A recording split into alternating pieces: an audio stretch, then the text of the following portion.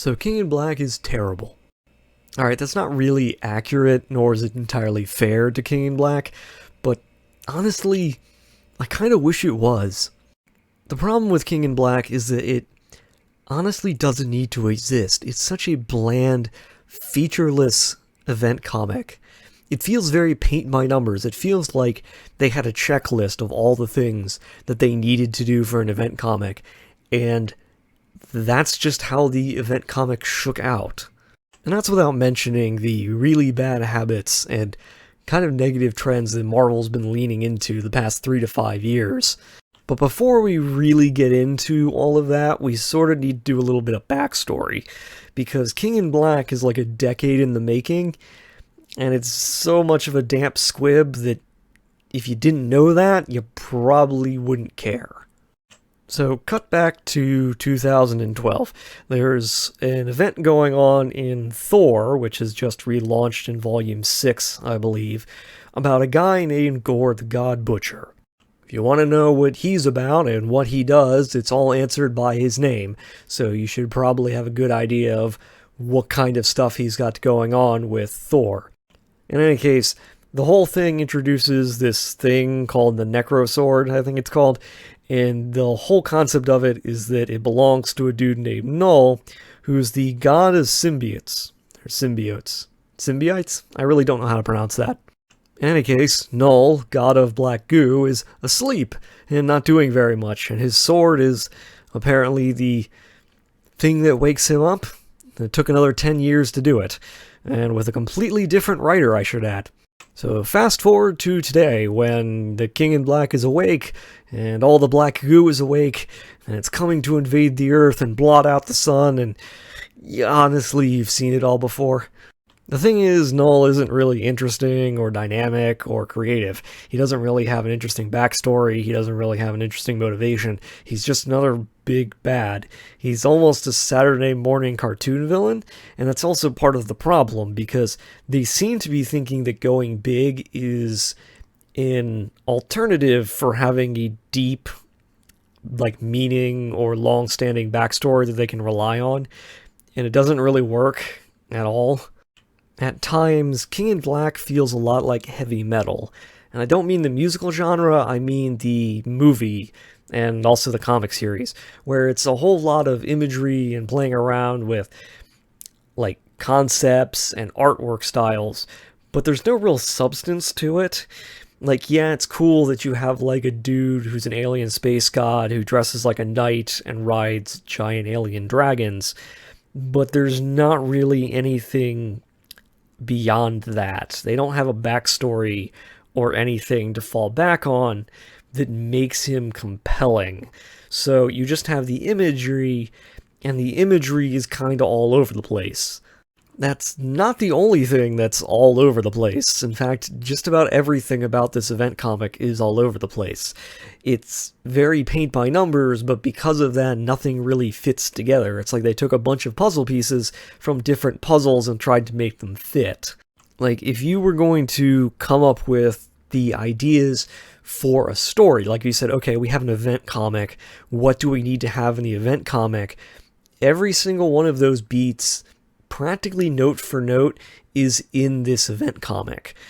You have things like, character dies in the beginning, and then, character related to character who died gains powers, and then those powers go to the resurrected character who died in the beginning to fight the big bad at the end.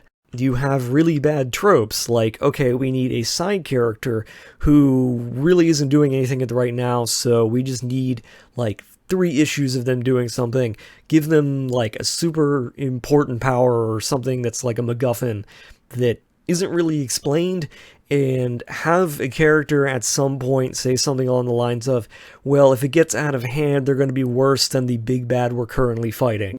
Or you could do something like, we need to have these 2 characters meet up together and also involve some mythological character, preferably with, a holiday twist. All of these things happen, all of these things occur together in this story. You have Black Cat taking the place of the character who randomly gets empowered. Venom is the character who dies at the beginning and then comes back.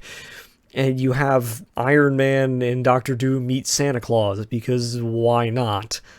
Again, there's really a lot of tonal confusion. There's also the problem that death doesn't really mean anything, and is used essentially for what you call in pro wrestling cheap heat. Like, yeah, Venom dies, but he's sort of like the crux of the entire event, so you know he's not actually going to stay dead. And you know, when you need the trope of, well, to show the big bad is really that bad, we need to have him kill somebody super powerful. In this case, it's the Sentry, because I guess go big or go home, I suppose. So, really, when you sit down and try to pin down what King in Black is going for, it's not really clear. Is it going for, like, dread horror? Is it going for over-the-top, like, action?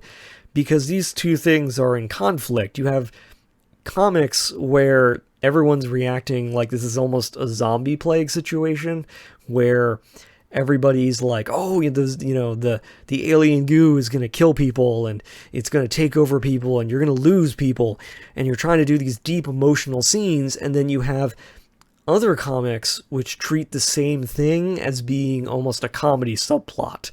It's like if you tried to have Shaun of the Dead and Dawn of the Dead in the same universe at the same time. It doesn't work. So now we have kind of a perfect storm where we, the audience, don't have any emotional investment in what's going on, because we don't really believe in the deaths that are happening. We don't really find Null to be imposing, because there's really nothing to him. You can't really go big when we've seen lots of other people also go big. Like, the last thing that happened in Thor before this was that he was fighting off the literal embodiment of the universe, who was trying to consume the current universe. And it's kind of a step down to have him dealing with a single god of black goo creatures.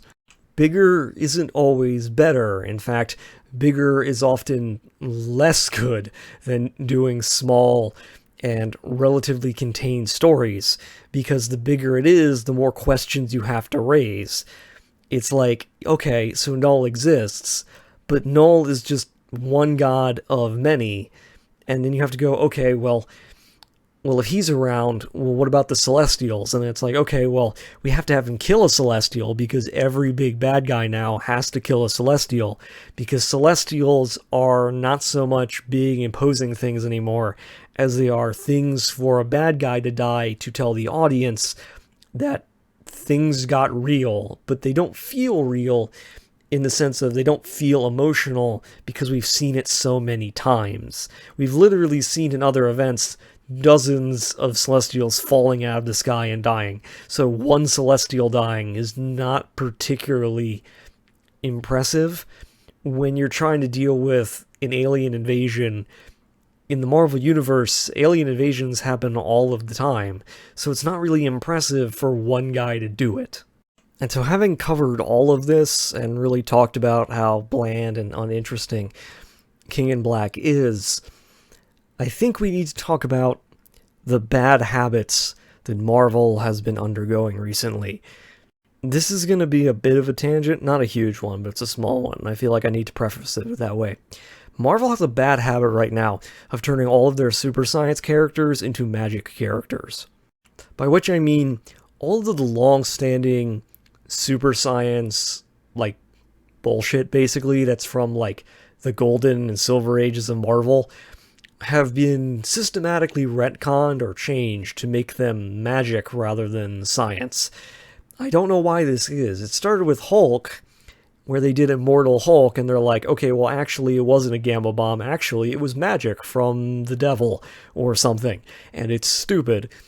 There's no reason to change it, because we as the audience already fundamentally believe, or suspend our disbelief, to talk about, super science in a comic book context. There are certain things that we as an audience will believe, even if it's not possible in the real world. Okay? Comics, as a genre, already have that kind of suspend your disbelief sort of thing. Nobody's like, yeah, man, Spider-Man couldn't work in a real world context, because we're not in a real world context. And so because we're already willing as audience members to accept things like, oh yeah, a man was exposed to radiation and now he's big and green, we don't need a magic explanation or a retcon to make it fantastical, because the underlying bullshit science explanation still works. And so when we're talking about King in Black, the real problem, when you boil it down, is that it's, let's take the Venom and Carnage backstories and let's turn them into magic. Let's redo the history of Venom and the history of Carnage and all the other symbiotes, and we're just gonna turn them into magic from a god, because we're gonna mesh the Spider-Man canon with, I don't know, the Thor canon, and it's just gonna work. Quick spoiler, it doesn't work. It doesn't work at all, because nothing else that we know about any of the characters involved makes this mesh together. It's a completely undesired and unneeded change to things that didn't need to be changed. And this isn't necessarily against changing old things, because sometimes change is good, but the problem is that there's no direction for this change. They're just changing it because I guess whoever's currently running Marvel doesn't like super science from the 60s and other weird stuff like that. One of the great weaknesses and great strengths of comics is that you can blend together lots of different backstories and origins. You can have magic and super science coexisting in the same universe. You don't have to choose between them.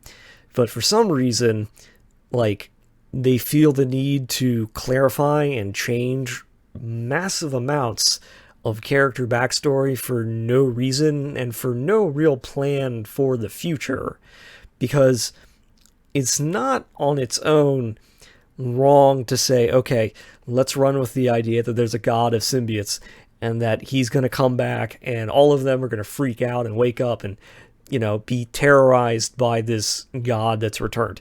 That on its own is not a bad idea. The problem is that when you remake the history and the backstory and you go, okay, this is where all of the power comes from, and this is where, you know, this is the whole being, this is the whole, like, what it actually meant all along.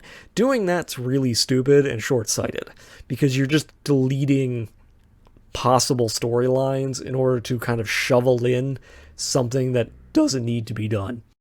At this point, I'm basically just complaining about demon in a bottle syndrome, which is my way of talking about the real issue of creators not really being interested in telling stories so much as they're interested in being the storyteller for whatever they're writing. They're not so much interested in, you know, writing, like, a good story. They're interested in writing the greatest story that has ever been written. They don't just want to be a guy who wrote Venom for a time. They want to be the guy who fundamentally altered all of Venom's canon forever and is the creator that everyone looks back to when they're like, how do I write this character? And that sort of mentality is really toxic, and it destroys perfectly good characters, and it ruins perfectly good stories. I wish I had more to say. I really wish that there was more to talk about with King in Black specifically, but it's just so generic and really inoffensive. And when I say inoffensive, I don't mean in terms of, like, being, like, offending to the senses. I mean that if you were to take it and make it a food, it would be bland, colorless, tasteless. It would be a nutrient cube from some kind of, like, futuristic sci-fi series where it basically it exists and there's nothing else to say about it. But before I end, I really want to say one other thing. One thing that I hated in particular, and that is the Ghost Rider tie-in, which decided for some ungodly reason that they were just going to sneak in a major universe change to the Ghost Rider canon, because for like 6 years or something, Mephisto has been in LA, and then suddenly he's no longer in LA. He's being dragged around by Ghost Rider, and Ghost Rider just kind of goes, well, we're just going to let him back in now because we have some other threat that we're talking about. And yeah, so Mephisto's back in hell now, and Ghost Rider's back to doing Ghost Rider things. And it's all brought up and concluded in a single issue. And honestly, that pissed me off more than anything else. And I don't even like Ghost Rider, because Ghost Rider canon is a whole other can of worms that I could rant about in terms of just being stupid and confusing. Honestly, I really wanted King in Black to be better. I really was hoping King in Black would be kind of like War of the Realms. War of the Realms was actually somewhat interesting to me because it was different in the sense of, like, there was a whole lot of different things going on, and there was a lot of personal stories as opposed to, like, global focus. I mean, yeah, there was the global focus part, but because it was all segmented into different sections, they could tell more personal stories within that context, and you got lots of interesting character moments.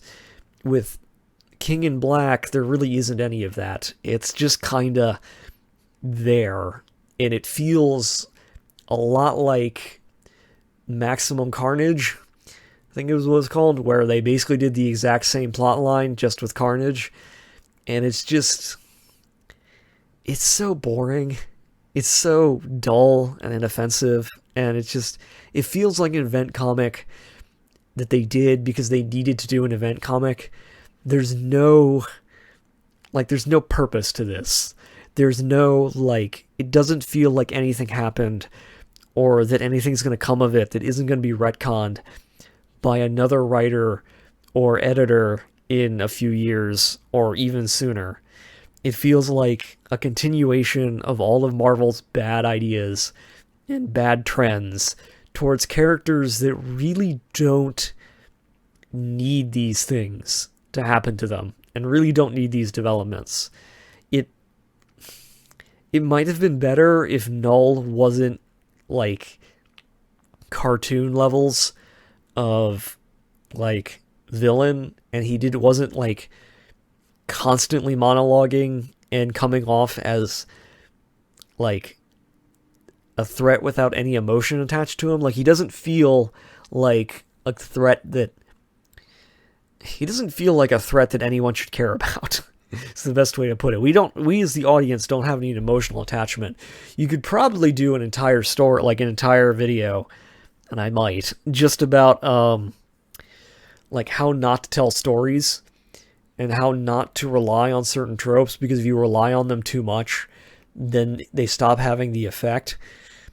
And Null and how he's introduced and how he's portrayed in the story is kind of like the very definition of a villain that's been kneecapped, because we've seen all this before, and he's not unique enough to carry a story on his own.